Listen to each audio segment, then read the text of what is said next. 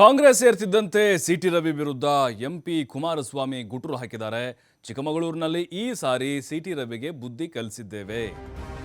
ಮಾಜಿ ಶಾಸಕ MP Kumaraswamy city Ravi ವಿರುದ್ಧ ಗುಟುರಿದ್ದಾರೆ ನೋಡಿ.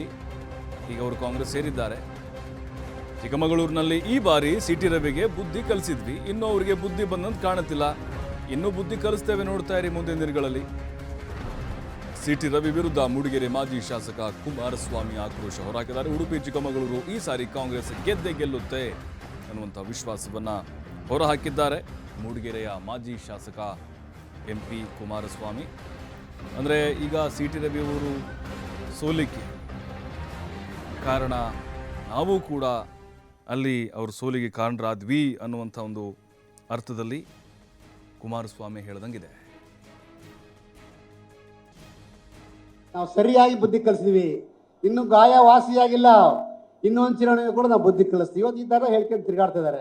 ಮೂಡಿಗೆರೆಯಲ್ಲಿ ಕಳೆದ ಬಾರಿ ಪಾರ್ಲಿಮೆಂಟ್ ಚುನಾವಣೆಯಲ್ಲಿ 13,000 BJP ಲೀಡ್ ತಗೊಂಡಿತ್ತು.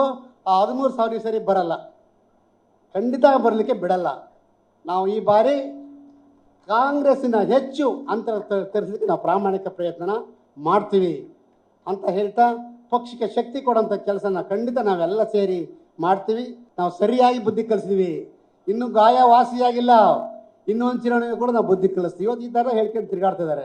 ಮೂಡಿಗೆರೆಯಲ್ಲಿ ಕಳೆದ ಬಾರಿ ಪಾರ್ಲಿಮೆಂಟ್ ಚುನಾವಣೆಯಲ್ಲಿ 13,000 BJP ಲೀಡ್ ತಗೊಂಡಿತ್ತು. ಆ 13,000 ಸರಿ ಬರಲ್ಲ, ಖಂಡಿತ ಬರಲಿಕ್ಕೆ ಬಿಡಲ್ಲ. ನಾವು ಈ ಬಾರಿ ಕಾಂಗ್ರೆಸ್ಸಿನ ಹೆಚ್ಚು ಅಂತರ ತರಿಸಲಿಕ್ಕೆ ನಾವು ಪ್ರಾಮಾಣಿಕ ಪ್ರಯತ್ನ